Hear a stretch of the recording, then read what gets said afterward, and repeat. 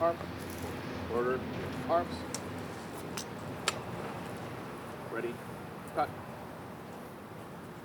shoulder, arms,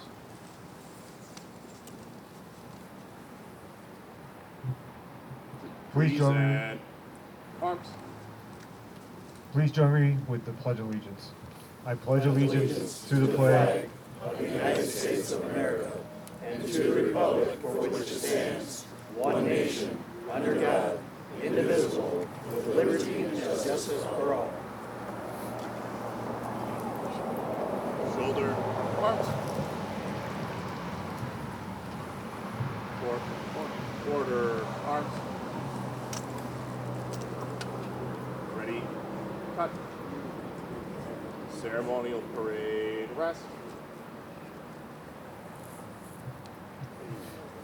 Again, good evening, and I'm Ben Waymatter, Jefferson County Administrator.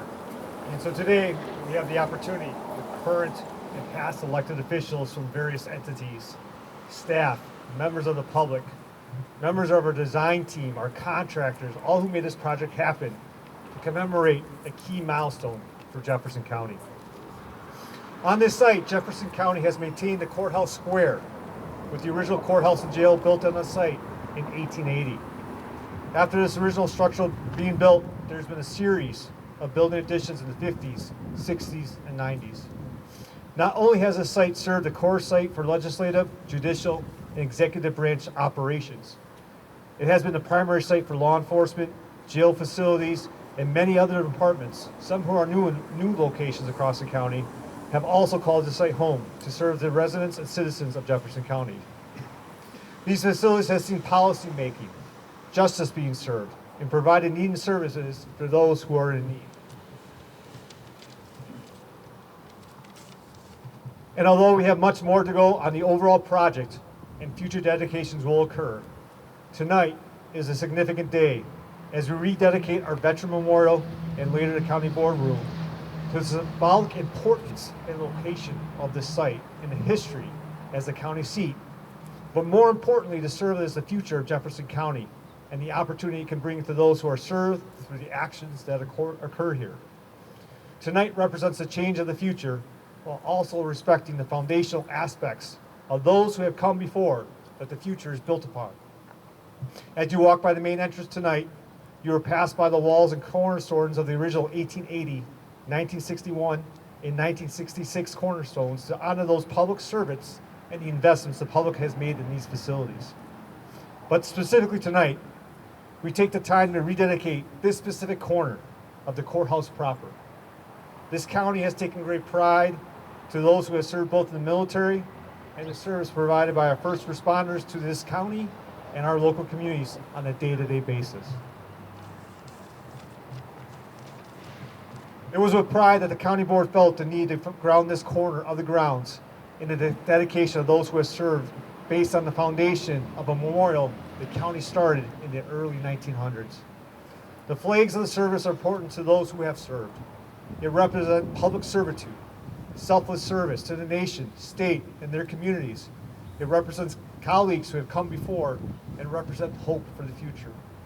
It represents the time away from family and carrying out their day-to-day duties.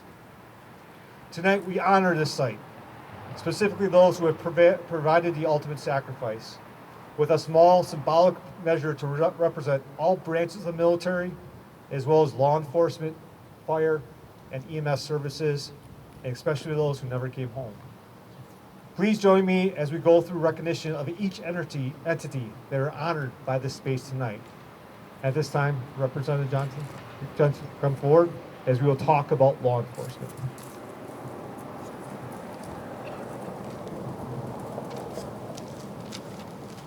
Thank you, Ben. The long blue line, keeping our communities safe, orderly. What's going on around the world lets us know how important it is to have our local police well-manned, well-supported, funded, appreciated, and secure in their own lives. The opportunity for those people to serve and protect is a daily event, and occasionally they get called on at the time when it's most critical, and it can be life-changing for both our constituents as well as their own families. Wish to thank them for their time and their service, and I want to let them understand that we will support them and keep them supplied with the training that they need to carry out their duties. Thank you. At this time, Chief Hunter, if you would please come forward to help us raise the flag with the representative.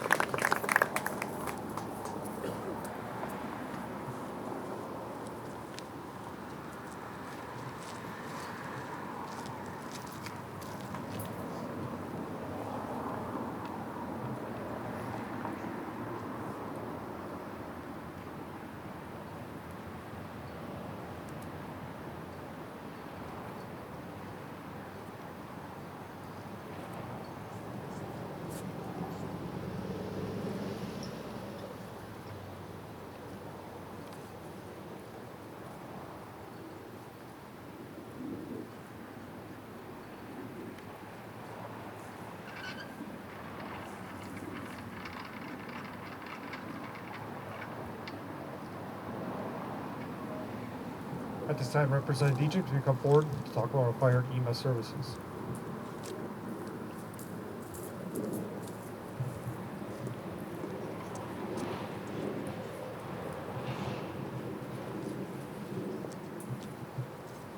Thank you. And thank you to our first responders. Essential services, wasn't that something we all heard during COVID? And in addition to our police, our fire and EMS public servants are so worth honoring today as we celebrate this newly established memorial. When we're looking for help, they're the first on the scene. When we're running out of a building, they're running in to save lives, save property, make sure the public is secure.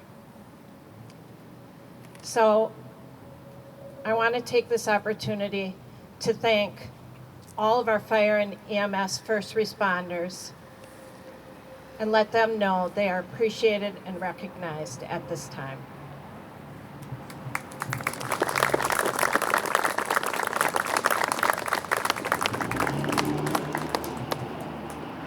So as our fire and EMS flag is flowing, I'll ask Michael Lucky to come up to provide the introductions for our veterans. And if our veterans who are going to help us with the ceremony tonight, if you could please take your post next to your color of your branch of service.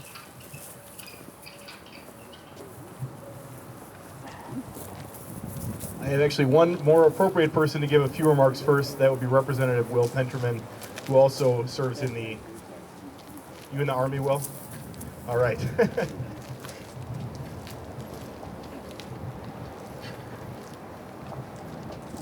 you, Michael. Freedom is not free. Being free requires sacrifice. The brave men and women who have served our nation in uniform have sacrificed so much for us so that we may live in peace. It is because of America's veterans that our nation's best days are yet to come.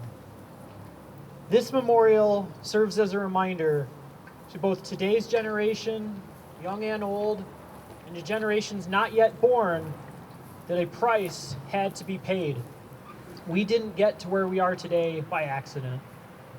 America is strong because we have had soldiers, sailors, airmen, and Marines who had the courage and the fortitude to fight. They fought to maintain our freedoms in the face of evil. And evil still exists. That's been quite evident in recent events. I am confident that today's generation of soldiers, sailors, airmen, and Marines will rise to the occasion and follow the example of excellence laid out by those who have come before. Thank you to all who have served in our armed forces. May God bless you. May God bless your families. May God bless the United States of America. Thank you. Thank you. And Representative Penterman's marks probably take some special meaning as he talks about defending our country and those who we protect. He's a new father as of 16 days ago, and so he's not sleeping well, but he made it through his remarks. After the remarks about each branch of service, I'm going to ask anyone who served in that branch to raise your hand, step forward, and be recognized, but I will ask to save our well-deserved applause for them until the end. I'd also like to take this time to recognize that Representative Scott Fitzgerald's staff is here. He's unable to be here. He's in Washington. But they do a lot to help our military, obviously, in D.C., and want to thank him for being here. The Army is the oldest branch of the armed forces. The United States Army was formed during the Revolutionary War. Their motto is, "This will defend." It currently has a combined component strength of more than 1 million soldiers. Participating in conflicts worldwide, the Army is the major ground-based offensive and defensive force of the United States of America. Are there any members, past or present, of the United States Army here today? Please raise your hand to be recognized. And as we're looking at them, Sean Flight will raise the flag for the U.S. Army.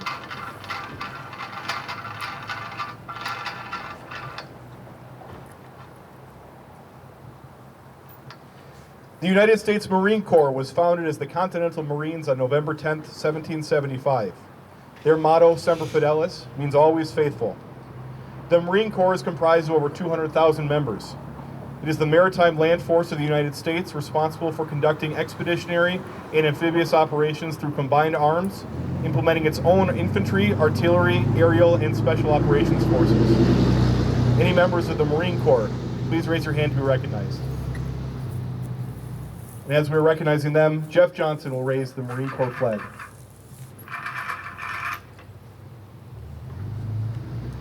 The United States Navy is the largest and most powerful Navy in the world, with the estimated tonnage of its active battle fleet alone exceeding the next 13 navies combined. There are nearly 400,000 uniformed personnel in the Navy. It is a frequent actor in American foreign and military policy, as it engages in forward deployments during wars and peacetime and rapidly responds to regional crises. Any members of the Navy here today, please raise your hand. And Dave Hewlick will raise the Navy flag.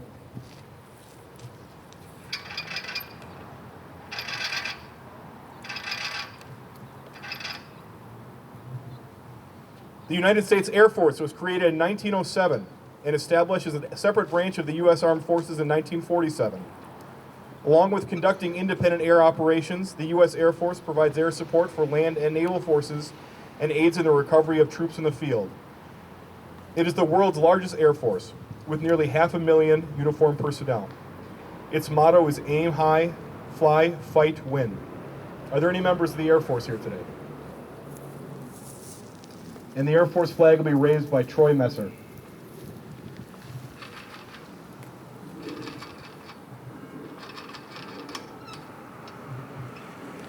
The United States Space Force, with its motto Semper Supra, meaning always above, is the newest branch of the U.S. Armed Forces, founded in 2019. It is the world's only dedicated independent space force. The Space Force operates 77 spacecraft across its various programs and has 8,000 members. I know we have 2 of them in Jefferson County, but I don't believe they were here. Are there any other members of the Space Force here today? And that flag will be raised by Walt Christensen.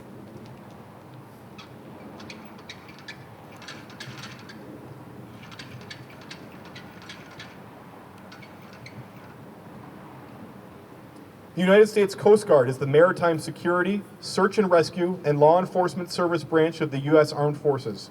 Its motto is Semper Paratus, meaning always ready. It is the world's largest Coast Guard, containing roughly 50,000 personnel. At any given time, the U.S. Coast Guard is deployed to and operating on all 7 continents to enforce its mission. Are there any members of the Coast Guard here today? And Steve Cabral will raise the Coast Guard flag.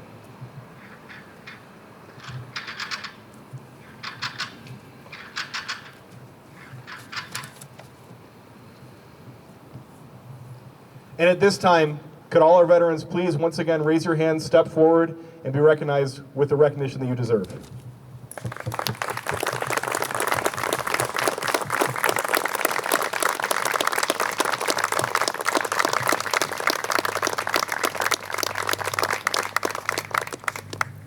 At this point, I will ask the Jefferson County Honor Guard to retire the colors. Could all veterans please stick around after the colors are retired for a photograph? Detail. Attention. Port arms. Left base. Detail.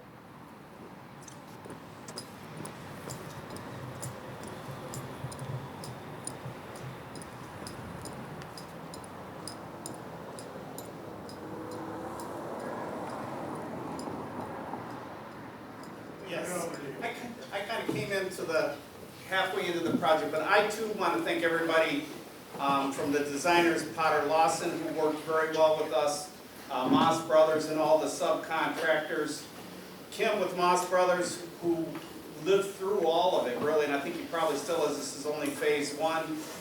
Ben for his leadership in allowing all this to go forward.